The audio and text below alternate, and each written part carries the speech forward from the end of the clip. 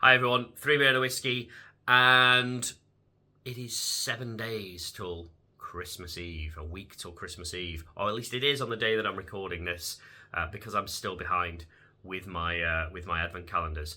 But I made good progress yesterday. I reckon if I watch a couple more movies today and drink my whiskies, then I will be back on track, just in time for the 7-day warning to the big man arriving with all his presents. And I really enjoyed yesterday. I enjoyed watching my American comedy classics. How I enjoyed it so much that I kind of want to do more. So that's what I'm going to do. I'm going to watch another 1980s American Christmas comedy.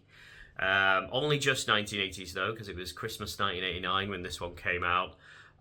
But it felt like it was time. It was time to roll out another one of the big ones. It's time for Chevy Chase.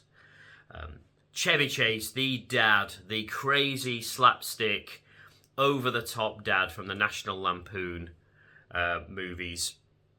So it's National Lampoon's Christmas Vacation that I'm going to watch. This was the third in the series of what is a true American institution. You know, it's an absolute, it is America in many ways. And it's probably not anyone's favourite, if we're being honest. It's a good film, from what I can remember of it. It's probably not the best National Lampoon, but it's still got a 7.5 rating on IMDb, so that's not to be sniffed at. And, it's about a dad who is going completely gung-ho OTT for Christmas because he loves Christmas and he wants to give the best possible Christmas to his family.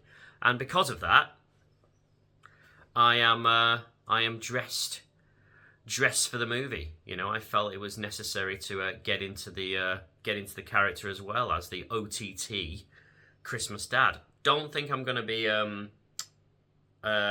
killing the power in the city of Sheffield by putting too many lights on my house though.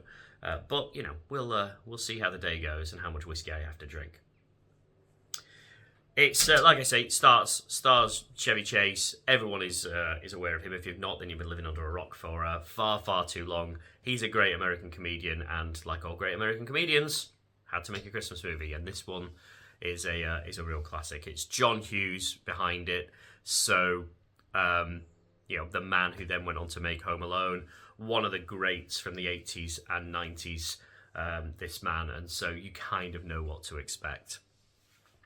Beverly D'Angelo as well, I should mention, as the long-suffering wife. But yeah, this should be really good fun and a real slice of Americana. And so, what do I pair with an American institution? Well, it feels like I should pick an American whiskey, a classic American whiskey. That in itself is a bit of an institution. I had the Michter's yesterday, which is an American institution, so I should do the same again today, and I've gone for a Blantons. And these guys are, very well known now. They've been around for a while. I've had a few bottles of this on my shelf, and it's gorgeous. Look at it. It comes in a nice little brown bag, somewhat better than my brown paper bag I had yesterday, and it's gorgeous. It's a really cute little bottle. If you were picking a bottle of whiskey purely on aesthetics, then this is the one you'd pick. It's even got a little horse and jockey on the top. I mean, what's not to like? Although this one is apparently leaking, so who knew? It's pretty, but apparently not very watertight. So that might be getting transferred into something else. But look, they make really good American bourbons. Smooth, sweet, all of those notes that you expect from a classic bourbon. This is the kind of whiskey that I would often start a night with, start a tasting with, because it's not too heavy, it's not overly rich, it's very fruity and very sweet. And if you're into that, then I would always recommend picking up a bottle of this or having one on your shelf for those days when you fancy something like that. So I'm going to have my Blantons, which is leaking all over me right now, so I'm going to put it over there. And I am going to watch National Lampoon's Christmas Vacation. 2 American institutions. What could possibly go wrong? See you in a bit. All right, I'm all done. with National Lampoons Christmas Vacation, and that was good fun. That was genuinely good fun. Lots of good slapstick. Chevy Chase in his prime. You feel for him. You definitely feel for him as the movie goes on. Because again, he's not a bad person. He's literally just trying to give his extended family a Christmas that they'll remember, and they certainly will by the end of it, even if it isn't always for the right reasons. But yeah, good fun. Tapers off a little bit part way through, but then that comes back with a bit of a bang, which is good fun. And another example of watching an old movie and seeing someone before they were famous.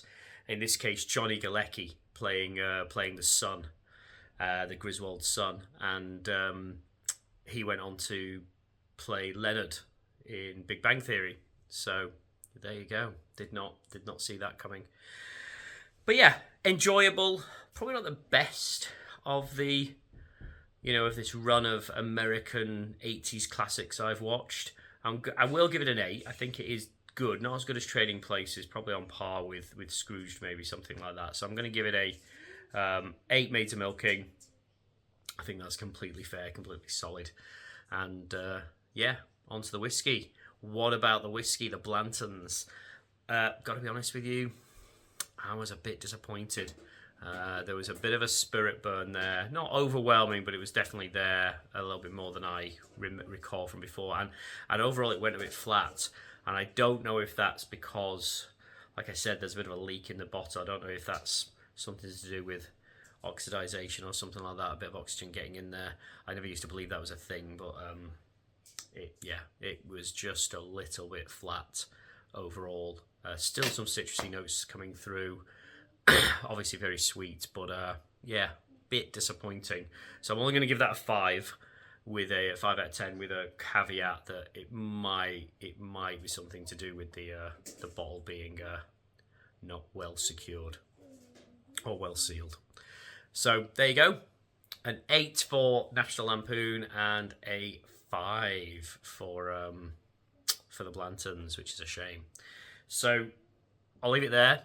I've got to go and do another movie. I might well stick with John Hughes here because I hadn't realised there was another Christmas movie he was involved in. So I may well do that just to continue this flow of American Christmas classics.